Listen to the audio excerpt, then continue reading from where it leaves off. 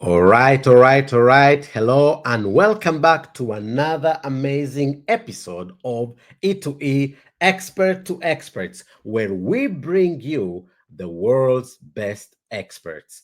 And let me start on with a phrase which has always fascinated me. And this phrase comes from Hippocrates, and he says, "Let food be your medicine and medicine be your food."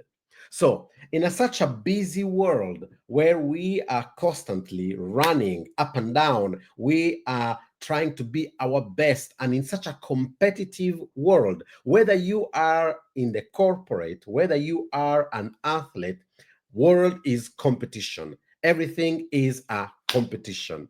So, how can we and how can you get the best results by simply taking care of the way you feed, you nourish your cells, and you nourish your brain?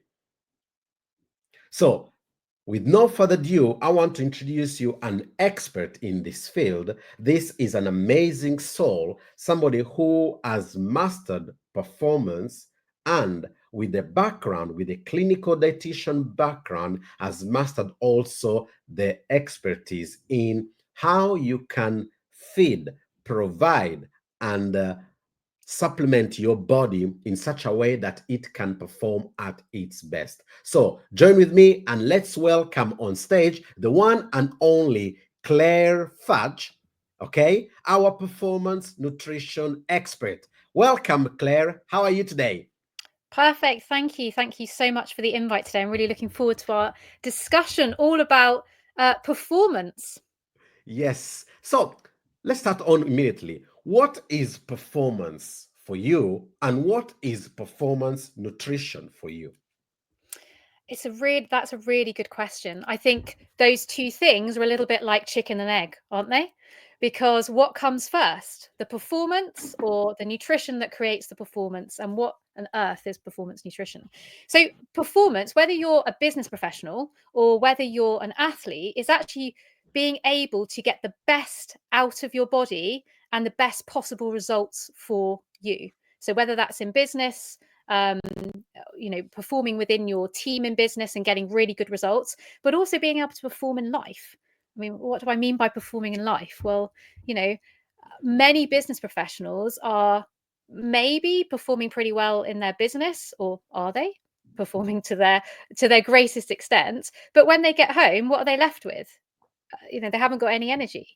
um, when we're thinking about performing in sport, most people that are athletes are super competitive and they want to get the very best out of their body.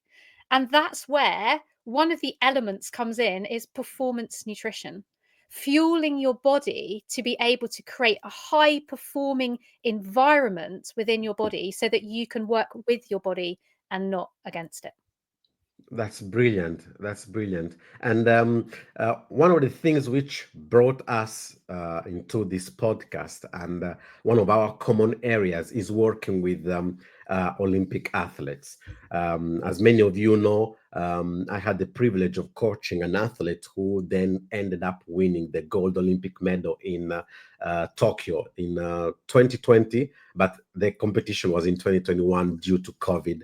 And I remember while we were preparing, because I'm not an expert in nutrition, I'm an expert in mindset and in performance, balancing the emotion and the mind, especially when you are there on the track, on the field, on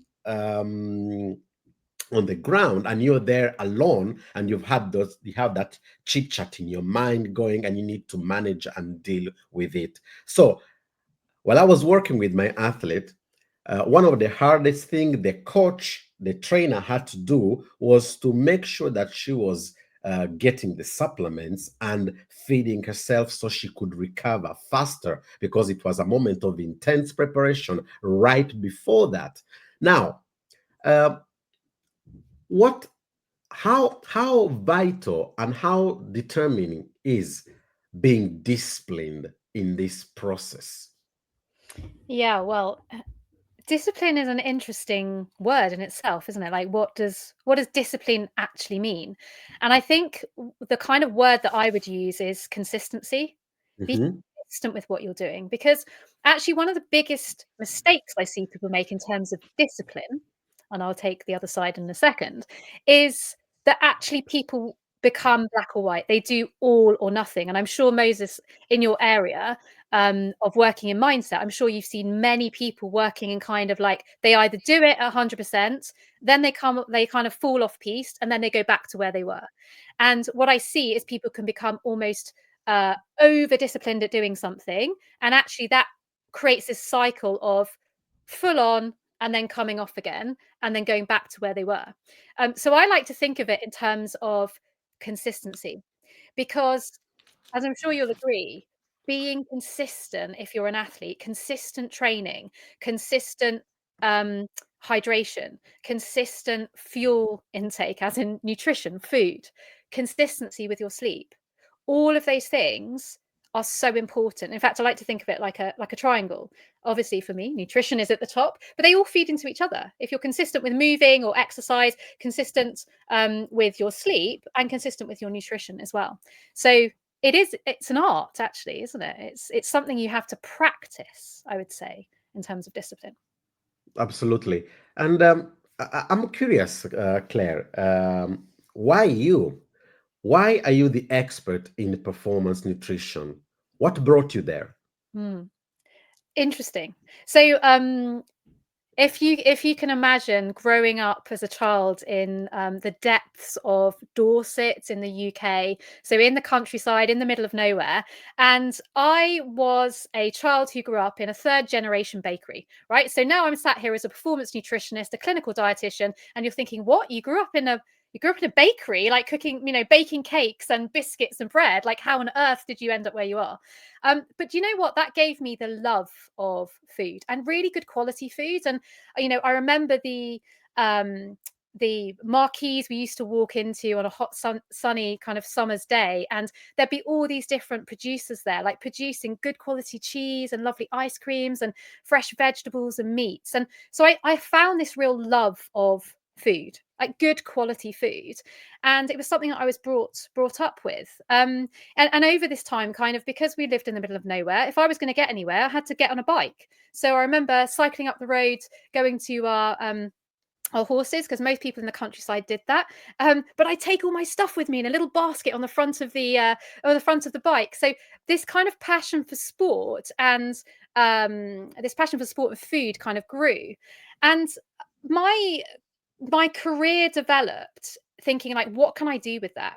And I quickly became qualified. I say quickly, it took me over 5 years to become qualified as a clinical dietitian, so working in medicine.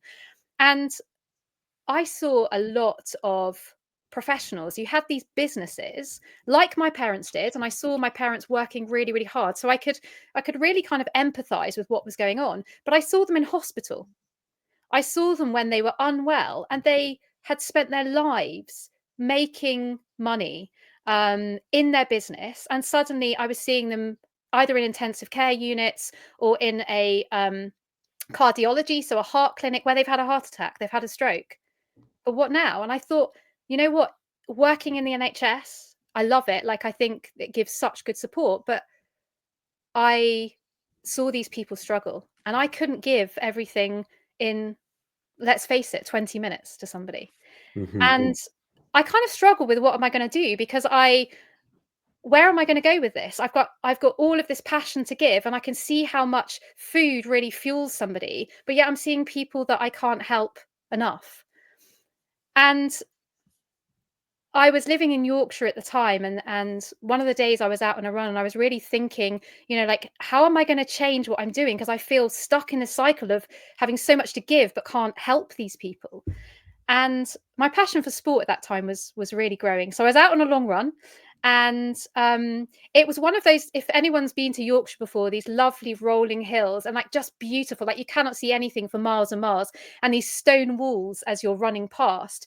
And it was a beautiful morning, and the mist was kind of like just rising from the fields, and the sun, because I'd gone out early, was rising still. I mean, it was light, and these roads are usually pretty quiet, but really wide roads up in Yorkshire. Often you see army tanks and maybe sort of a few cars, but Land Rover maybe, but not very much else. And suddenly I literally did not know where I was. I sat up and I couldn't make it out. I could smell this like smell of diesel, and suddenly I had no idea where I was, and my ears were ringing, and I realized that I couldn't actually hear. And I literally was like, what the hell has just happened? Because I couldn't see anything.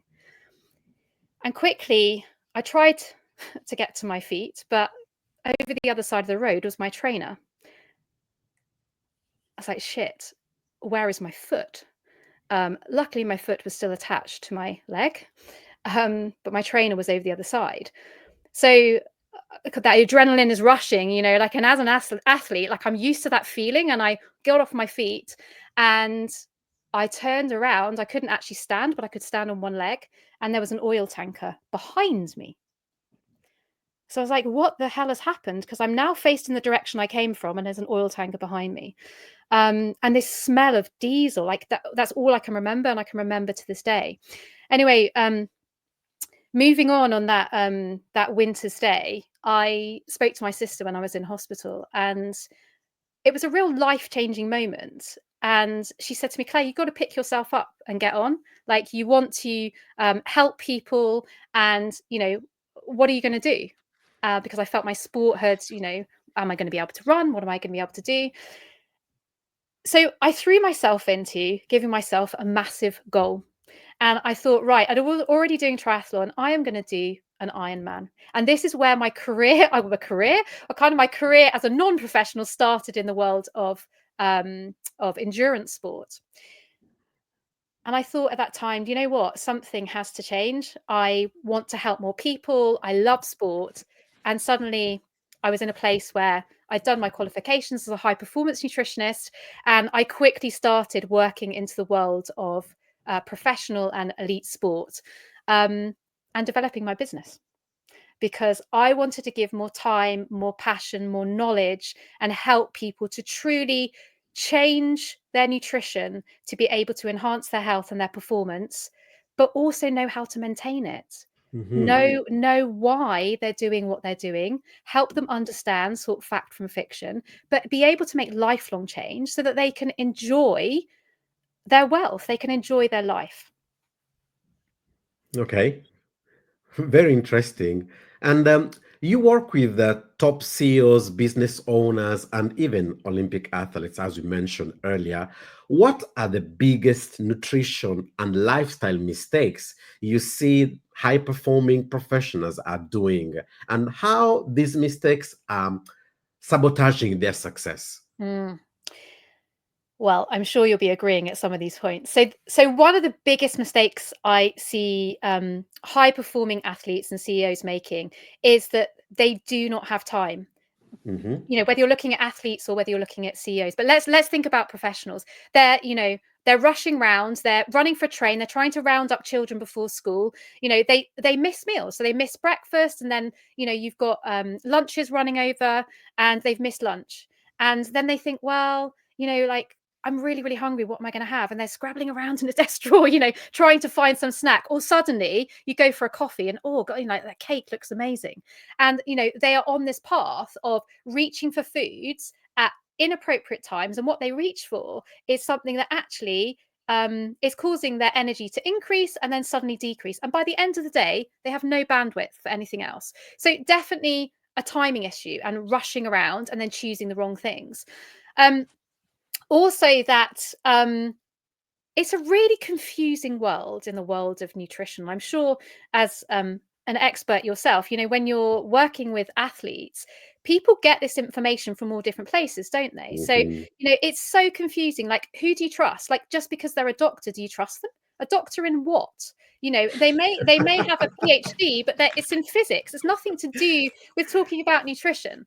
You Yeah. know, would you trust, for example, you know, your GP to give mindset advice? Well, It depends. Do they have a qualification in giving mindset advice? Like, what is their experience? So people are grabbing information. They've listened to a podcast, and therefore that is the hard truth and fact. Because you know what? The truth is they don't have time to look for the answers. So Mhm. they are taking small snippets of information and almost trying to follow this. But you know what? It doesn't quite fit. It doesn't feel right. And this creates this vicious circle. So they are going from one thing to another, one trend or something they've read, but it doesn't quite work for them because it's not personalized to them. It's generic advice that they're trying to almost, apply like a cream to themselves, but it's not personalized to them. And reaching for quick fixes because none of us have time. Let's face it. And people want now, as we know, they want answers now. They want to make change now. And it's much easier to throw money at the problem and say, you know what, I'll buy a new ring, I'll buy a new watch, I'll just buy that meal plan, I'll take that supplement because that will fix it. It's a big mistake because all that happens is it lasts for a period of time, but it is a quick fix. There's no long-term solution to it. So those are my top three things really that business professionals are those mistakes that they're making. That was really the timing and the sequence you gave the answers is really perfect because I'm thinking of some of my clients, both in the corporate and in the sports world, and these are some of the points. Actually, I'm gonna share with them this podcast. And by the way, if you've just joined us or you're watching this right now, please feel free to subscribe. Go and search for Claire Fudge, and make sure if you're listening to us, download the episode. You can find it on all the major podcast directories.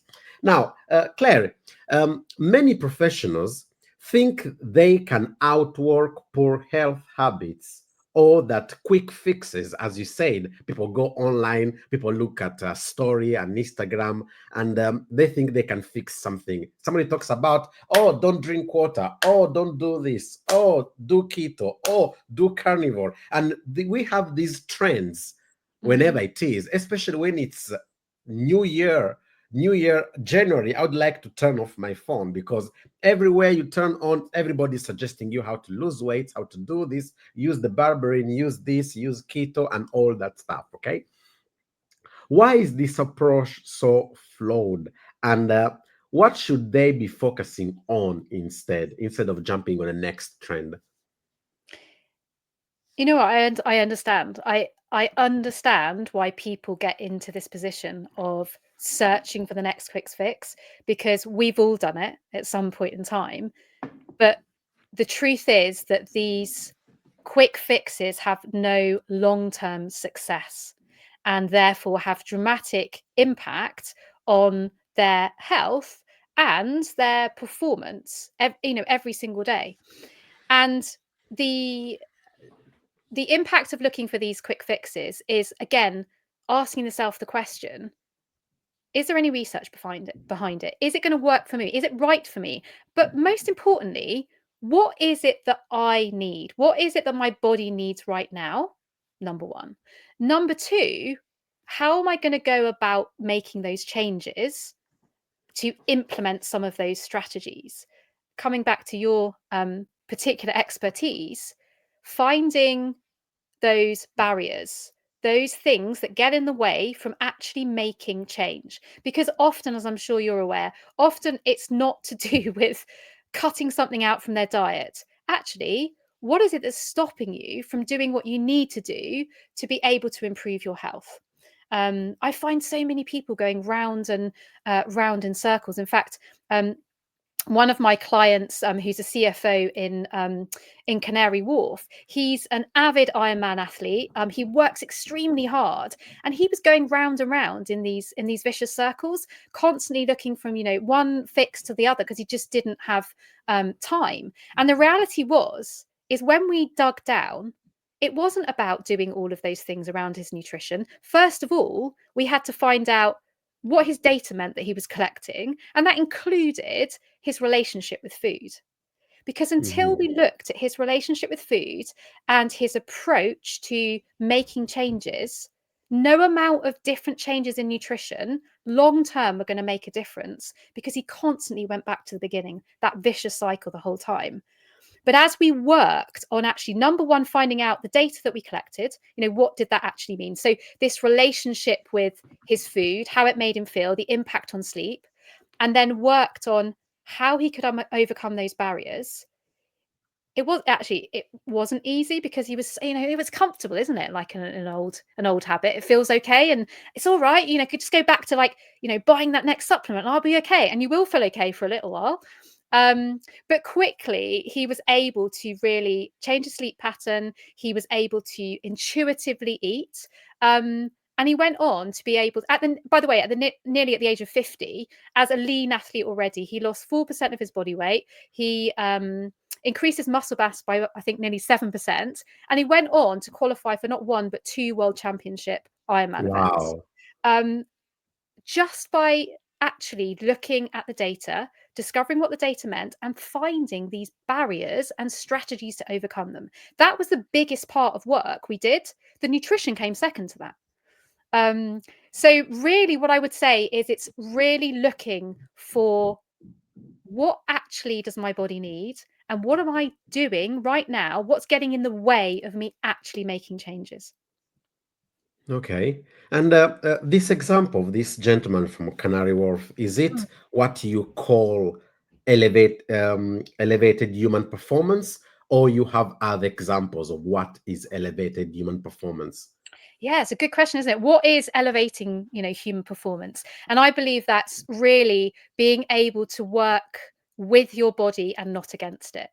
And, Mhm. what do I mean by that? Well, thinking about the things that we do in life, like for all the listeners out there, take a think now, because we'll know, what is it that you're doing in life that is preventing you from being the best version of yourself in terms of performance? Is it that you are, squeezing in an extra bit of work, trying to get things done before you go to bed, and therefore your sleep is squeezed? Is it that actually you are jumping from one diet to the other, or perhaps restricting what you eat because you want to, lose some weight, but actually you've got no concentration and clarity? So elevating human performance is about finding the extra edge.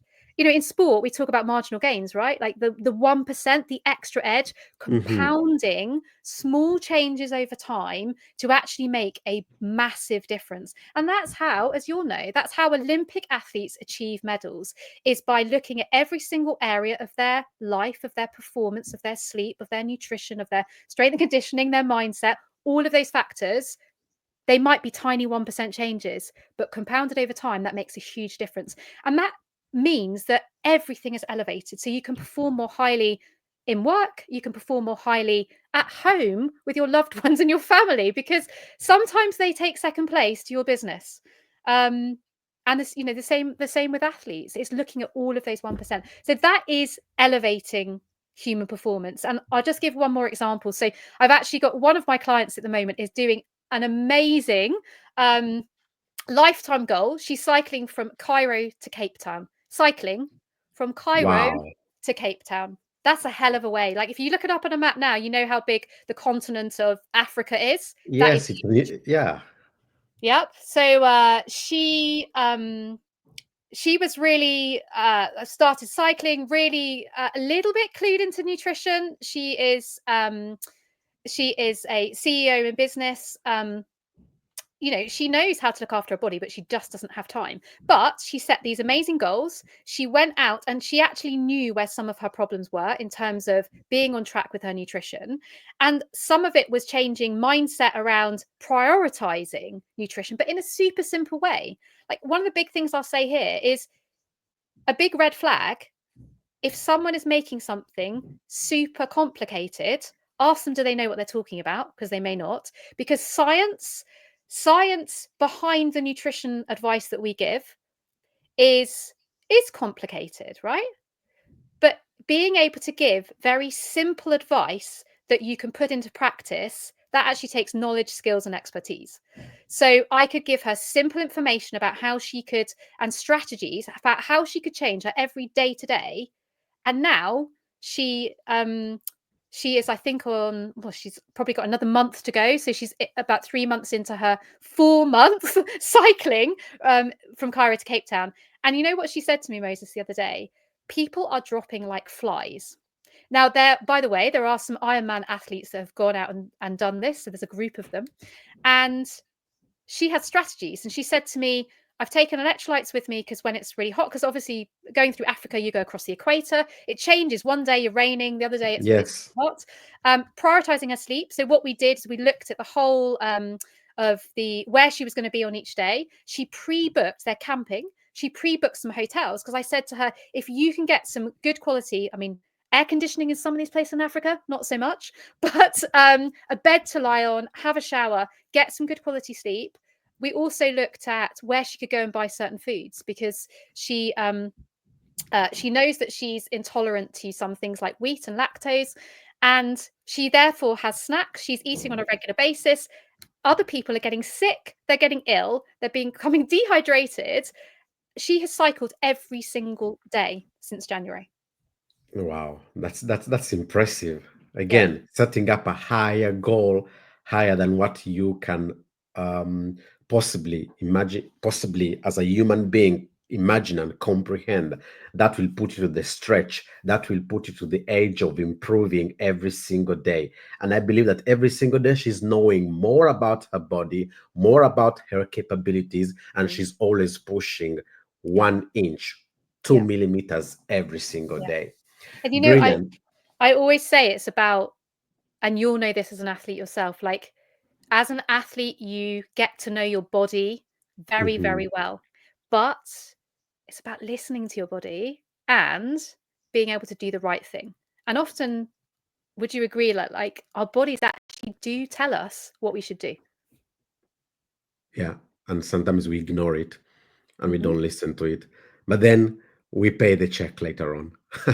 Absolutely. And you know what? Like one thing I will say here is that something I hear professionals say a lot is, "Oh, it's okay. I've got, private healthcare, got Bupa." Okay. So that healthcare is there for you when you're sick. It's not about preventative care. You can't pay off like this health debt when you're retired. That's not how it works. So actually it's listening to your body right now, responding in the way that your body needs it to respond, and knowing how to do that, and future proofing your body so that if you do get unwell, amazing that you have private healthcare that can help you to get better. But I've had many and interviewed many people that are athletes that have actually, because they are an athlete, have got through a trauma um, because their body is in a better condition. And just like coming back to my story, the reason that I probably recovered so well is because I was fit.